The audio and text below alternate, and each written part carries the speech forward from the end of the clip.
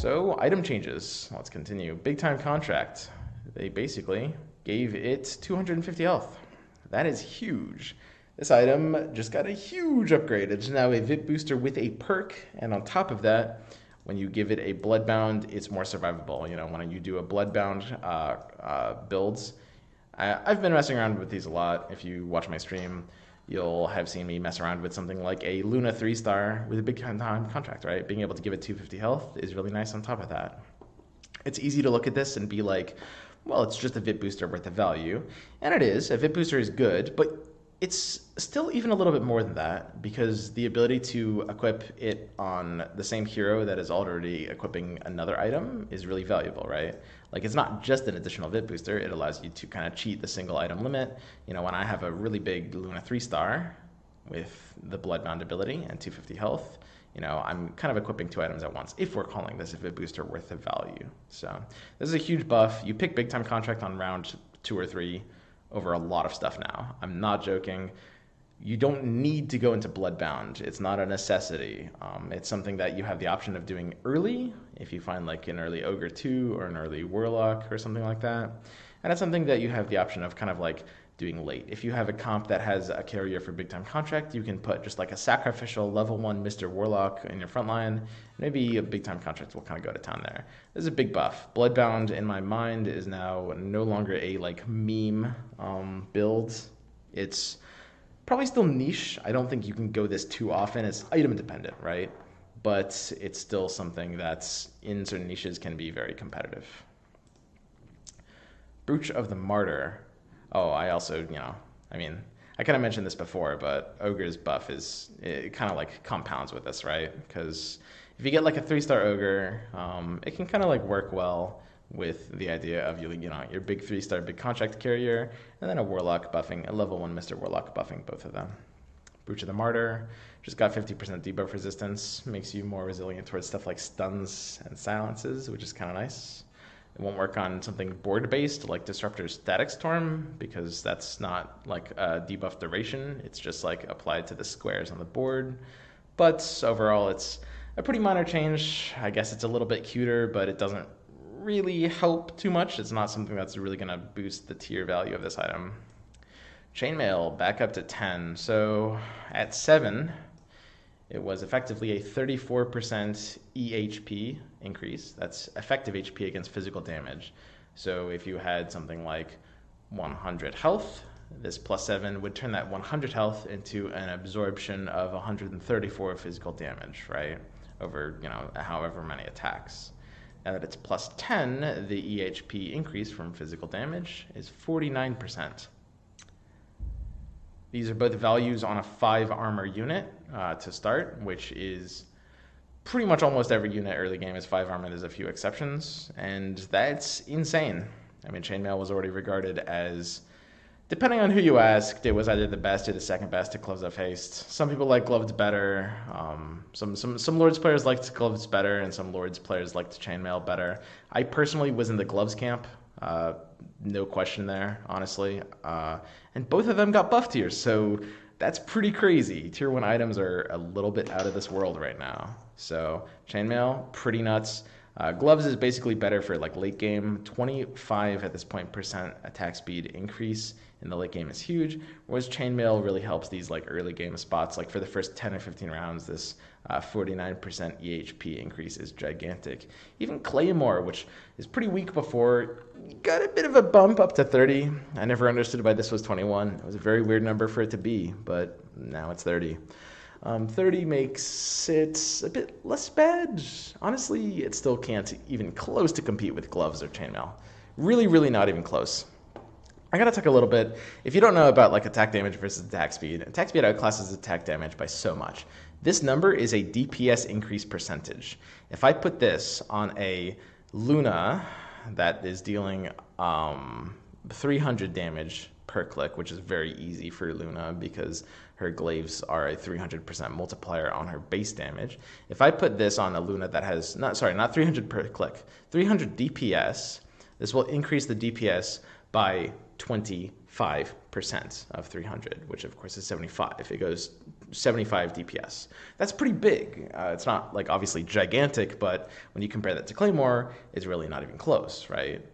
So you also gain more mana from this. Obviously, with a passive can't gain mana, but if you put it on something that wants to charge mana, this helps you charge mana, whereas Claymore often doesn't. It pretty much won't. It does a little bit in the early game before you're hitting the mana cap for dealing damage, but Gloves is just so much better. So yeah, Claymore still pretty weak, but I guess you could pick it over some stuff now. Hood of Defiance, tier change from 3 to 1. Hilariously enough, this item is still not necessarily great. It's a little bit debated how good this item is. I've talked to a few Lords players. I'm still not too sure myself. Some people like it, think it's cheeky. Some people think it's still garbage. It's very funny that it can be changed from a tier 3 all the way down to a tier 1 and still be considered by a lot of people pretty weak. It really goes to show how this item was before at a tier 3. So Hood of Defiance, of course, giving you 10 HP regen and 50% magic resistance, also goes to show how insanely weak Cloak was before. This was a 15% magic resistance with 0 HP regen. And now it gets replaced by Hood of Defiance, and this is still kind of dubious as a prospect. Again, that's crazy. But ultimately, I think this item is fair. There's going to be certain situations you're going to want to pick this if you don't really have anything better. And it does scale into the late game, right? It's something that's kind of weak early, but scales pretty well into late. So Octarine Essence, tier change from 2 to 3. A bit of a nerf to this card. I was actually a little bit surprised to see this. I'm not sure exactly why they bumped it in that way. I think it was very fair as a tier 2, but it's a bit of a nerf to some Warlock abilities, like, for example, Witch Doctor and Necrophos were probably the single best users of Octarine Essence, because Warlocks, Mages, and Shamans all have the ability to double their mana gain from attacks, and that works extremely well because they have so much free mana. You have Octarine Essence being able to just give so much value, right? Because the cooldown is throttled by your mana gain. So I guess this item is like, theoretically, it's like limiting design space. I don't see why it had to be tier 3 instead of tier 2, but I don't really care about this change too much. It's possible they just wanted to maintain a certain number of tier 3 items, and moving Hood down means Octarine, they just wanted to move up. It could have been the case. Tranquil Boots got a bump, 16 to 25, and this feels a lot more fair, I gotta say. There's a lot you can do with this. This item is actually decent. I might actually pick this over Vitality Booster, which is kind of crazy to say. So Tranquil Boots is 25 health regen a second. Vitality Booster is 215 health flat. And Hood of Defiance is 50% magic resistance and 10 HP regen. And all three items are, in my mind, of a relatively similar tier. I still need to think about it a bit more. Obviously, something like Tranquil Boots against Vit Booster, it takes 10 seconds for it to be Vit Booster value. But in early game fights, like if you pick this up in like round 2 or 3, which is when you're going to see it, for the first like 10 or 15 rounds of the game, this will be outclassing Vit Booster value, because these fights last longer than 10 seconds, especially like the carrier of an item like this. And that can be pretty strong. I still would say it's probably not on the level of Vit Booster. It's really close, but this is actually a pickable item now. So even the move speed isn't 100% useless. So it's probably around the same level as Claymore with those items as well. They just feel like they're just in a different tier. From Gloves of Haste and Chainmail, these two items outclass the others so hard it's not even funny. Force Staff now pushes melee attackers away from the equipped heroes when taking damage. I have to say, when I first read this change, I was like, okay, haha, very funny, Valve, this item is still bad. And honestly, I still do think that's largely the case in general. I don't think there's that many tier 2 items that you can pick this over at the end of the day, right? It's like it's still a tier 2 item. You still see something like Arcane Boots or Blink Dagger, you have to take them over Force Staff, I think. But in spectating these tournament games, there's been a lot of situations where Force Staff has actually come in pretty clutch. Like a Slark will jump in back. Again, we're in a 3-star meta, so like big 3-stars are going to be attacking you. Being able to push a melee 3-star away to the opposite side of the board and force it to spend like 4 or 5 seconds running to try to find something to attack. It's good against like 3-star Chaos Knight. It's good against 3-star Slark. It's like a Scythe of Vice at tier 2. I mean, that's a gigantic upgrade. I did not think much of this effect when I read this change, but this could actually be pretty low key now. I'm not gonna lie. I personally could not take this over something like a Blink, but I think this item might be decent now, like solid decent, not just decent. I need to do some experimentation and mess around with it, but it feels fairly comparable to a Scythe of Vice that is just restricted to melee units. You can't use this on a ranged unit.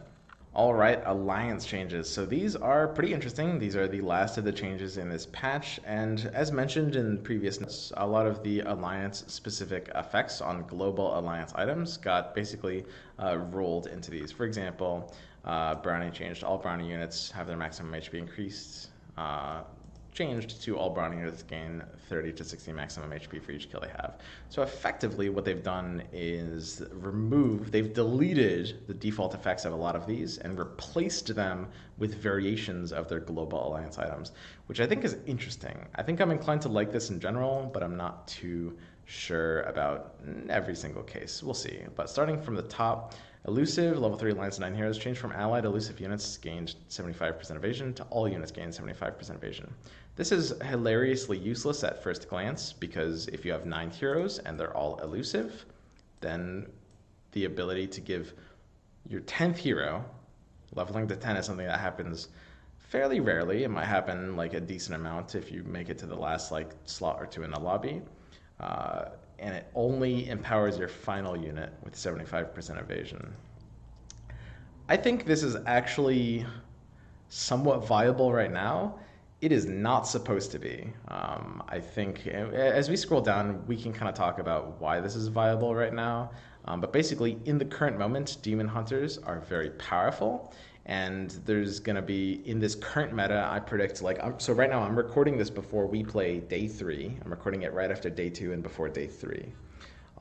After a slight change to Demon Hunters came through as a post-patch hotfix, I personally predict we'll see some like 6 elusive Demon Hunter builds, which is basically 6 elusives plus Terrorblade, because one of your elusives is anti-mage. You no longer need demons for Demon Hunters. And what this means is that if you're following this path, it is literally viable, just because I think Demon Hunters and Terrorblade is so powerful, to think in the late game about going for 9 elusives, curving your 6 elusive Terrorblade build into a 9 elusive Terrorblade build. And then your Terrorblade will have 75% evasion at 3 stars, which is basically unlosable. You basically can't lose the game anymore. It's a very niche strategy, but this is not as inherently useless as it looks. That being said, I will mention, I think that this is only potentially viable because Demon Hunters are kind of busted right now. This should not really be viable. We should be able to look at this ability and laugh and be like, ha ha, that's very funny. If you have a 10th unit, it gains 75% evasion. Anyway, another good candidate for this is something like Slark. It's almost sort of win more. It's funny when it gets there. I mean, if you get 10 heroes, you have a Slark level 3 with a Mask of Madness and 9 elusives, you literally cannot lose. It's unlosable, which is very funny. But it's such a niche situation. And you kind of already have to be in 6 elusives to begin with, which I do think is only strong right now, again, because of Demon Hunters. So let's move on.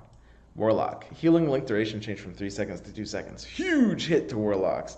I want to mention this is a very significant nerf. They got nerfed down from 3 to 2, so they lost like 33% of what their alliance tag did. That's a really, really big deal. A 33% nerf to the Warlock Alliance, combined with the nerf to Shadow Fiend and Witch Doctor that we talked about above, is definitely the hit that Warlocks need. I think this isn't an over nerf per se. I think it's a fair nerf. Warlocks were, it depends on how you quantify it, but they were the single strongest alliance before. You would run 2 or 4 of them in everything. And I think this is fair. I think they're still very viable as like a splash to run like 2 Warlocks, sometimes 4 Warlocks and stuff. And I think this makes them fair. I don't think this is too much.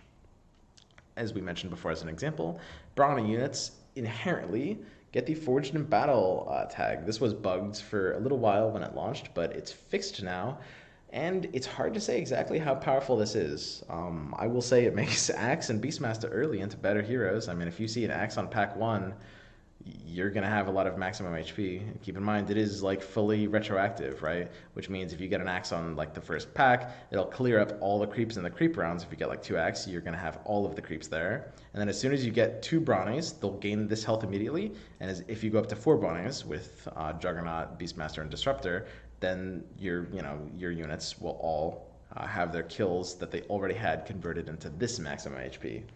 So that's pretty crazy. It could be decent. I'm personally not a gigantic believer. I don't think this is as good as some people might think it is, but it's definitely at least playable, I would say. One of the awkwardnesses with this is when you got Forged in Battle before,